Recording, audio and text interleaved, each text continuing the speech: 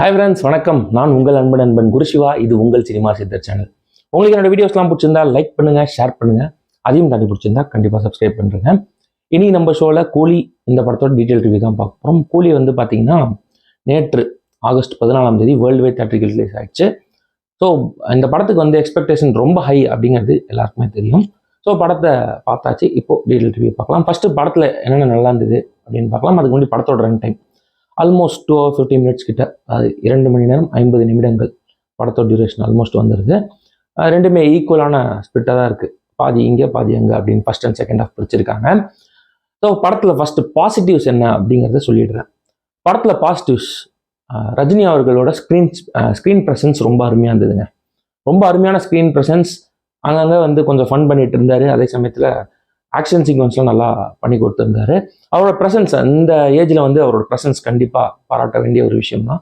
அந்தளவு மாஸ் பண்ணியிருக்காரு. ரசிகர்களுக்காக ஒரு டான்ஸ்லேயும் நல்ல, அதாவது சூப்பராக டான்ஸ் பண்ணியிருக்காரு ஒரு சாங்கில். அதுவும் ரொம்ப அருமையாக வந்திருக்கு. ஸோ இதெல்லாம் வந்து ரஜினி அவர்களோட அவர் இன்னைக்கு காலகட்டத்தில் பண்ணுற ஒரு பெரிய விஷயம் அப்படின்னு சொல்லலாம். அதுக்கடுத்து அனிருத்தோட பாடல்கள்.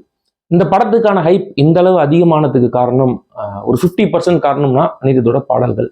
அந்த பாடல்கள் ரிலீஸ் ஆனதுக்கப்புறம் படத்தோட எக்ஸ்பெக்டேஷன் ரொம்ப ஸ்கை ஹை ஆயிடுச்சு அப்படின்னு தான் சொல்லணும். அதை மாதிரி பாடல்களை எப்பயுமே ரஜினிகாந்த் படங்களுக்கு கொடுப்பார். ஸோ அதே மாதிரி தான் இந்த படத்துலையும் கொடுத்துட்டாரு. அது வந்து அந்த படத்தில் பாடல்கள் ரொம்ப அருமையாக இருந்தது. பேக்ரவுண்ட் ஸ்கோர் பற்றி பார்க்கலாம். அதுக்கடுத்து இந்த படத்தில் இன்னும் நல்லா, இவங்களுக்கு நல்லா இருந்தது, இது நல்லா இருந்தது அப்படின்னு சொல்லணும் அப்படின்னு பார்த்தீங்கன்னா, படத்தில் ஆக்ஷன் சீக்வன்சஸ், ஒரு 2 ஆக்ஷன் சீக்வன்சஸ் தரமாக வந்து ஆக்ஷன் கொரியோகிராஃபி பண்ணியிருக்காங்க அன்பர். இது அது வேற லெவலுங்க. அது வந்து ஒரு பெரிய பாசிட்டிவ். அதுக்கடுத்து சௌபினோட ஆக்டிங் வந்து ரொம்ப அருமையாக இருந்தது. அவருக்கு வந்து இந்த படத்தில் ரஜினிகாந்த் அவர்களுக்கு எந்த அளவு ரோல் கொடுத்துருக்காங்களோ அதேமாதிரி ஓரளவு ஒரு 80% மேட்ச் பண்ணுற மாதிரி அவருக்கு ஒரு ரோல் கொடுத்துருக்காங்க. அதில் அவர் வந்து நல்லா பண்ணியிருக்காரு. ரொம்ப சூப்பராக பண்ணியிருக்காருன்னு சொல்லல, பட் நல்லா பண்ணியிருக்காரு. இதெல்லாம் இப்படி எடுத்து வச்சிடலாம். அடுத்து இந்த படத்தில் எதெல்லாம் நல்லா வந்திருக்கணும் அப்படிங்கிறத இப்போ சொல்லிடுறேன். படத்துக்கான ஹைப் வந்து இந்த பாடல் மூலயமா ஏறிடுச்சுங்க. அது ஃபஸ்ட்டு சொல்லிடுறேன். அதை தாண்டி லோகேஷ் கனகராஜ் இவர் கண்டிப்பாக தலைவரை வச்சு வேறு மாதிரி பண்ணிடுவார் அப்படின்னு சொல்லிட்டு ஒரு ஹைப். ரெண்டாவது ரஜினிகாந்த் அவர்கள். ஸோ இதெல்லாம் சேர்ந்து படத்துக்கான எக்ஸ்பெக்டேஷன் ரொம்ப அதிகமாகிடுச்சு. அதுவும் இல்லாமல் ரீசெண்டாக சன் டிவியில் வந்து ஒரு ஆடியோ லான்ச் வச்சுருந்தாங்க. அதை பார்த்ததுக்கப்புறம் இன்னும் அதிகமாகிடுச்சு. இந்த மாதிரி ஒரு ஹைப் இருக்கும்போது அந்த படத்தோட எக்ஸ்பெக்டேஷன் ரொம்ப அதிகமாக இருக்கும். அப்போது தேட்டருக்கு போனீங்கன்னா கொஞ்சம் கம்மியானாலும் அந்த படம் நல்லா இல்லைன்னு சொல்கிறதுக்கு வாய்ப்பு இருக்குது. ஸோ இந்த படத்துக்கு அந்த ப்ராப்ளம் இருந்தது அப்படின்னே சொல்லலாம். ஏன்னா லோகேஷ் கனகராஜ் ஃப்ரீயாக ஒர்க் பண்ண ஒரு படம் அப்படின்னு நிறைய இன்டர்வியூவில் சொன்னார். டார்கெட் வச்சு ஒர்க் பண்ணல, நான் ஒர்க் பண்ணி முடிச்சுட்டு அப்புறம் ரிலீஸ் டேட் போட்டோம் அப்படிங்கிற மாதிரி ஒரு விஷயங்கள்லாம் போயிட்டு இருந்தது. ஸோ அது மாதிரி இந்த படத்துக்கு ஒரு சில ப்ராப்ளம் இருக்குது. அது இன்னும் டீட்டெயில்டாக டிஸ்கஸ் பண்ணுவோம். இந்த படத்தில் எதெல்லாம் இன்னும் பெட்டராக இருந்திருக்கணும் அப்படின்னு பார்த்தீங்கன்னா, நாகார்ஜுனாவுக்கு ஒரு சாங் வச்சுருக்காங்க. அது வேற லெவலில் இருந்ததுங்க. அதில் வந்து அவரோட மேனரிசம் தாறுமாறு. ஆனால் படத்தில் அவர் தான் ஒரு முக்கியமான வில்லன் அப்படின்னு சொல்லப்படுது. அது மாதிரி தான் கதையும் நகருது. ஆனால் அவருக்கு பார்த்தீங்கன்னா ஸ்க்ரீன் ப்ரெசன்ஸ் ரொம்ப ரொம்ப கம்மியாக தான் இருந்தது. அதிகமாக இன்னும் கொஞ்சம் நல்லா கொடுத்துருக்கலாம் அப்படின்னு பார்த்தீங்கன்னா, இப்போ மாஸ்டரில் எடுத்துக்கிட்டிங்கன்னா விஜய் சேதுபதிக்கு ரொம்ப ஸ்கோப் அதிகம். அவர் வந்து பெருசாக அதில் ஸ்கோரும் பண்ணியிருப்பார். அதே சமயத்தில் நிறைய லோகி படம் ரெஃபரன்ஸ் எடுக்கிறவங்கள ஜஸ்ட்டு சொல்கிறேன். இதில் வந்து அவர் ஒரு வில்லன் அப்படின்னு காமிக்கணுங்கிறதுக்காக ஒரு பாடல் வச்சுட்டாங்க. அதில் நல்லா பண்ணி கொடுத்துட்டாரு. அதை தாண்டி லிமிட்டெட் ஸ்க்ரீன் தான் வந்து நாகார்ஜுனாவுக்கு இருந்தது. அதில் அவர் நல்லா பர்ஃபார்ம் பண்ணியிருக்காரு. பட் இன்னும் கொஞ்சம் அவருக்கு வந்து அந்த கதாபாத்திரத்தை எக்ஸ்டெண்ட் பண்ணியிருக்கலாம் அப்படின்னு தோணுச்சு. அடுத்து உபேந்திரா அவர்களை வந்து சுத்தமாக ஃபுல் பொட்டன்ஷியல் யூஸ் பண்ணல அப்படின்னு தான் சொல்லுவேன். ஒரு 2 சீனுக்காக அவர் யூஸ் பண்ணியிருக்காங்க. ஒரு கேமியோ அப்படிங்கிறதுக்காக யூஸ் பண்ணியிருக்காங்க. அவரோட எனக்கு தெரிஞ்சு அவர் இன்னும் கொஞ்சம் பெட்டராக யூட்டிலைஸ் பண்ணிக்கலாம்னு எனக்கு தோணுச்சு. அதுக்கப்புறம் இந்த விஷயம் ரொம்ப நல்லா இருந்தது அப்படின்னு சொல்லணும்னா, ரஜினிகாந்த் அவரோட ஃப்ளாஷ்பேக் போர்ஷன் ஒன்று காமிச்சாங்க. தலைவர் மாஸ் பண்ணிட்டார் அதுலலாம் அப்படின்னு சொல்லலாம். அதில் வந்து லோகேஷ் வந்து கரெக்டாக இருந்திருக்காரு. அந்த ஓல்டேஜ் வெர்ஷன் வந்து எப்படி காட்டணும் அப்படிங்கிறதுல ரொம்ப உஷாராக இருந்திருக்காரு. அதில் சூப்பராக பண்ணி கொடுத்துருக்காரு. அதெல்லாம் பார்க்கும்போது செம்ம கூஸ் பம்ஸாக இருந்தது தேட்டரில். இந்த விஷயம் கண்டிப்பாக சொல்லணும். அப்புறம் அனிருத்தோட மியூசிக் வந்து பார்த்தீங்கன்னா, அனிருத் மோஸ்ட்லி இந்த பாடலில் வர பேக்ரவுண்ட் ஸ்கோர் தான் இந்த படத்தில் யூஸ் பண்ணியிருக்காரு. தனியாக ஒரு சில ட்ராக் போவார், அது இந்த படத்தில் இல்லை. அதெல்லாம் செகண்ட் ஹாஃபில் கிளைமேக்ஸ்க்கு முன்னாடி ஒரு சண்டை காட்சி இருக்குங்க. அதில் வந்து அனிருத் ஒரு நார்மலான மியூசிக்கை போட்டார். ஒரு 5 நிமிஷம் ஒரு ஃபைட்டு போகும். அது ஃபுல்லுமே அப்படியே போயிட்டுருக்கு.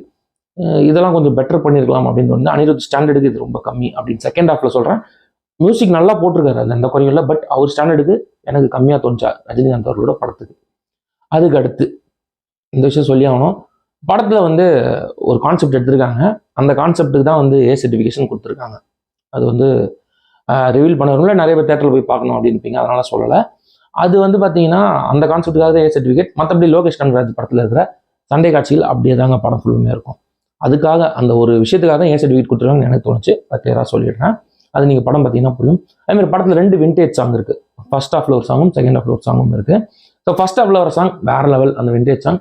செகண்ட் ஹாஃபில் ஒரு விண்டேஜ் சாங் யூஸ் பண்ணிருக்காங்க, அது பெருசாக எடுப்படலை அப்படிங்கிறத நான் கிளியராக சொல்லிடுறேன். இதெல்லாம் எப்படி இருந்தாலும் ஃபர்ஸ்ட் ஹாஃப் படத்தில் எப்படி போச்சு அப்படின்னு பார்த்தீங்கன்னா ஒரு டீசெண்டான ஃபர்ஸ்ட் ஹாஃப்.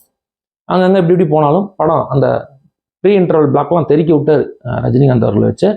அதில் வந்து first half decent, okay interval பக்காவாக செட் பண்ணிட்டாரு, செகண்ட் ஹாஃப் வேறு லெவலில் இருக்கும் அப்படின்னு நம்ம போய் உட்காந்திங்கன்னா செகண்ட் ஹாஃபில் தான் கொடுக்குறாங்க பிரச்சனையே நம்மளுக்கு. அங்கங்கே டிவியேட் ஆகுது.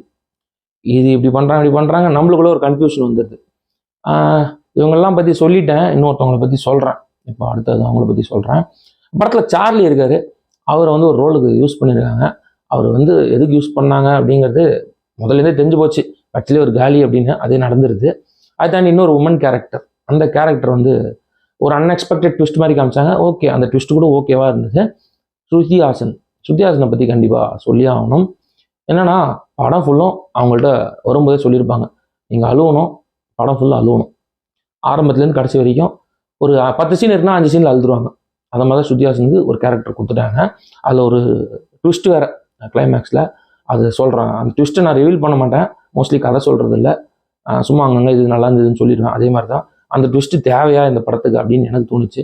ஒரு நார்மல் லோகேஷ் கனகராஜ் படம் மாதிரி இல்லாமல் ஒரு நார்மல் கமர்ஷியல் படம் மாதிரி அப்படியே இப்படி தான் இருக்கும் அப்படின்னு நம்மளுக்கு தெரிஞ்சு போச்சு. அந்த டெம்ப்ளேட்லேயே லோகேஷ் கனகராஜும் ட்ராவல் பண்ணுறாரா, அது ஏன் அப்படின்னு எனக்கு தெரியல. அதை தாண்டி செகண்ட் ஹாஃபில் ஸ்க்ரீன் பிளே வந்து அங்கங்கே போதுங்க, பட் அந்த கனெக்டிவிட்டி பெருசாக இல்லை. அதை தாண்டி இந்த லாஜிக்குங்கிற ஒரு விஷயம் நம்ம பெருசாக நான் சொல்லுவேன் எப்பயுமே, பெரிய ஹீரோ படத்தில் லாஜிக்லாம் பார்க்கவே கூடாதுன்னு. இந்த படத்தில் வந்து பெருசாக போலீஸ் உடையே இருக்காதுங்க. அங்கங்கே கன்று கத்தி அவன் வெட்டுவான், குத்திப்பான், சுடுவான், பட் நிறைய விஷயங்கள் நடக்கும். ஆனால் போலீஸுங்கிற கேரக்டர் உள்ள அவ்வளோ சீக்கிரம் வர மாட்டாங்க. இதெல்லாம் இப்படி இருக்குது. அப்புறம் இன்னொரு விஷயம், இந்த படத்தில் எதெல்லாம் எனக்கு ரொம்ப பிடிச்சிருந்து அப்படின்னு பார்த்தீங்கன்னா, ப்ரீ இன்டர்வல் வேற லெவல், செம்ம மாசு, தலைவர் கலக்கிட்டாரு. தலைவரை குறை சொல்லவே முடியாதுங்க, லோகேஷ் கனகராஜ் நம்பி போயிட்டாரு, அவர் நல்லா பண்ணியிருக்காரு. இந்த வயசில் மனுஷன் அப்படி பண்ணுறாருன்னா ஓகே, அது சூப்பரு. அப்புறம் அந்த மேன்ஷன் ஃபைட்டு, உமன்ஸ் மேன்ஷனில் வந்து ஒரு ஃபைட் இருக்கும், அதில் வந்து ஒரு செம்ம ஸ்டண்ட் சீக்வன்ஸ் இருக்குது, அது வேறு லெவல் கூஸ் பம்ப் கொடுத்துச்சு. அப்புறம் நான் சொன்னேன்ல அந்த ஃப்ளாஷ்பேக் போர்ஷன்ஸ்லாம் தரோம், இவங்களெல்லாம் முடிச்சாச்சு. அடுத்து ஸ்ருதிஹாசன் வந்து டாக்டர் படிக்கிறாங்க, அப்புறம் டிஸ்கண்டினியூ பண்ணுறாங்க அப்படின்னு சொல்கிறாங்க. அப்புறம் அவங்க அப்பா பண்ண ஒரு வேலையாக பண்ணுறாங்க, அதுவும் அவங்க தெரிஞ்சு பார்த்துட்டு பண்ணுற எக்ஸ்பீரியன்ஸ்னு சொன்னாங்க. அப்புறம் பார்த்தீங்கன்னா ட்ரெயின் ஓட்டுன்னு இருப்பாங்க, என்னெல்லாமோ நடக்குது இந்த படத்தில், இதெல்லாம் பார்க்கலையா, இதெல்லாம் யோசிக்கலையா அப்படின்னு எனக்கு தோணுச்சு. லோகேஷ் வந்து ஒரு சில விஷயங்கள்லாம் யோசிப்பார், பட் போன படத்துலையும் ஒரு சில விஷயங்கள் விட்டார், இந்த படத்துலையும் அதை ஃபோக்கஸ் பண்ணலையோ அப்படின்னு எனக்கு தோணுச்சு. ஆனால் இதெல்லாம் வந்து நார்மலாக ஒரு பேசிக்குங்க, இது எல்லாருக்குமே தெரிஞ்ச விஷயம். அதுலேயே அவர் ஃபோக்கஸ் பண்ணல, எதுக்கு போட்டாலும் பார்த்துருவாங்களோ அப்படின்னு நினச்சிட்டாரா அப்படின்னு எனக்கு ஒரு தாட் வந்துச்சு. ஆனால் அது மாதிரி ஒரு சில விஷயங்கள் இந்த படத்தில் இருக்குது, அதுவும் சொல்லிடுறேன். அப்புறம் நம்ம இந்த படத்தோட ரோலக்ஸ் அப்படின்னு, ரோலக்ஸ்னு கண்டிப்பாக சொல்லக்கூடாது, சூர்யா ஃபேன்ஸ்லாம் நான் திட்டுவீங்க. இந்த படத்தில் ஒருத்தர் இருக்கார் அமீர் கான், அவர் இந்த படத்துக்கு தேவையா அப்படின்னு தெரியல. பீடி பிடிக்கிறதுக்காக ஒரு கேமியோ கண்டிப்பாக தமிழ் சினிமாவுக்கு தேவையில்லை. அதுவும் இல்லாமல் அதை வைக்கணுமேனு வச்சுருக்காங்க, அது எதுக்குன்னு தெரியவே இல்லை. அவருக்கு கொடுத்த காஸ்ட்டுக்கு திரும்பியும் சூர்யா அவர்களே வச்சு எதனா எல்சிவி கனெக்ட் பண்ணி விட்டுருந்தாருன்னா கூட படம் வேறு லெவலில் போயிருக்கும், ஏன்னா கிளைமேக்ஸ் அப்படின்னு சொல்லிட்டு. ஆனால் அந்த ஃப்ளாஷ்பேக் போர்ஷன்ஸ்லாம் நல்லா இருந்ததுனால இந்த அமீர் கான் போர்ஷன், அது பீடி பிடிக்க வந்த போர்ஷன் வந்து பெருசாக எனக்கு எடுபடவே இல்லைங்க. அமீர் கான் இந்த படத்துக்கு தேவையே இல்லை அப்படின்னு தான் நான் சொல்லுவேன். இதுதான் இந்த கூலி படத்தோட ஓவரால் வியூ. இந்த படத்தில் கதை அப்படின்னு பார்த்தீங்கன்னா நார்மலாக லோகேஷ் கனகராஜ் படத்தில் என்ன இருக்குமோ அது மாதிரி கதை இல்லாமல் ஒரு சில விஷயங்கள் நடக்குது, அதுக்கான ஒரு ரிவெஞ்ச் ட்ராமா. அதாவது ரஜினி வந்து சத்யராஜ், இவரை பற்றி சொல்ல மறந்துட்டேன் பாருங்க, சத்யராஜ் இருக்காரு, அவர் வந்து இருப்பார், திடீர்னு போவார், அப்படி அவருக்கும் அங்கங்கே கொஞ்சம் சீன்ஸ் கொடுத்துருக்காங்க. ஓவராலாக பார்க்கும்போது ரஜினிகாந்த் அவர்கள் பெருசாக ஸ்கோர் பண்ணியிருக்காரு இந்த படத்தில், அனிருத்தோட பாடல்கள் பெருசாக ஒர்க் அவுட் ஆயிருக்கு. அதுக்கப்புறம் சௌபின் அவர் நினச்சிருக்காரு. நாகார்ஜுனாவோட அந்த சாங் ஒன்று இருக்குது, ஐ ஆம் த டேஞ்சர்னு, அந்த சாங்கில் நாகார்ஜுனா வேறு லெவல் பண்ணி வச்சுருக்காரு, ட்ராம் நல்லா இருந்தது. ஸ்டண்ட்டு அவங்க அன்பர் எப்பயும் போல் சூப்பராக பண்ணி கொடுத்துட்டாங்க. அதுக்கப்புறம் இந்த பாட்டை மறந்துட்டு பாருங்க, இப்போ ட்ரெண்டிங்காக போயிட்டுருக்க மோனிகா பாட்டு வந்து பார்த்தீங்கன்னா, பாட்டு போட்டு கொடுத்துட்டோம் வச்சுணுமேனு வச்ச மாதிரி இருந்தது, அந்த மாதிரி தான் அந்த பாட்டு வருது. ஆனால் விஷுவலாக கலக்கியிருக்காங்க. பூஜா ஆக்டிவாக இருக்கட்டும், சோபின் சாஹிர் அவரும் கலக்கியிருக்காரு டான்ஸில், அது நல்லாவே வந்திருக்கு. பட் அந்த சீக்வன்ஸ் வைக்கணுமேனு வச்ச மாதிரி இருந்தது. எப்பயுமே லோகேஷ் படத்தில் அது இருக்காது, இந்த படத்தில் அதுவும் இருந்தது. ஓவராலாக பார்த்தீங்கன்னா இந்த படம் வந்து ஒரு ரிவெஞ்ச் ட்ராமாங்க. ஸோ அதில் தேவையில்லாத கேமியோஸ்லாம் கட் பண்ணியிருக்கலாம் அப்படின்னு தோணுது. அதை தாண்டி கொஞ்சம் ரன் டைம் ஒரு 20 மினிட்ஸ் தாராளமாக இந்த படத்துக்கு கட் பண்ணியிருந்தாங்கன்னா இந்த படம் கண்டிப்பாக பெரிய லெவலில் ஹிட்டாக இருக்கும். கலெக்ஷன் பொறுத்த வரைக்கும் கண்டிப்பாக சொல்கிறேன், ரஜினிகாந்த் அவர்கள் படத்தில் கலெக்ஷனுக்குலாம் பாதிப்பு இருக்காது. அந்தளவு ஒஸ்டாலாம் இந்த படம் இல்லை, அது கிளியராக சொல்கிறேன். பட் நீங்கள் லாஜிக்லாம் பார்க்க மாட்டேன், எனக்கு பெருசாலாம் வேணாம், போனால் ஜாலியாக என்டர்டெயின் ஆகணும், தலைவர் ஃபேன்ஸுக்கு கண்டிப்பாக இந்த படம் பிடிக்கும், அதில் எந்த டவுட்டுமே இல்லை. ஆனால் ஜென்ரல் ஆடியன்ஸ் நான் சொல்கிறேன் அந்த ஒரு விஷயம்தான், லாஜிக்லாம் பார்க்க மாட்டேன், சென்டிமெண்ட்னு ஒன்று ட்ரை பண்ணியிருப்பாங்க எமோஷன்னு, அந்த எமோஷன்லாம் பெருசாக படத்தில் கனெக்ட் ஆகலை அப்படிங்கிறது கிளியராக சொல்லிடுறேன். அது இல்லாமல் நீங்கள் எக்ஸ்பெக்டேஷன் இல்லாமல் போனீங்கன்னா இந்த படம் கண்டிப்பாக தாராளமாக ஒரு 1 டைம் வாட்சபிள் அப்படின்னு சொல்லலாம். அது மாதிரி தான் இந்த படம் இருக்குது. எனக்கு ஓகே, ஒரு தடவை பார்க்கலாங்க அப்படின்னு தோணுச்சு.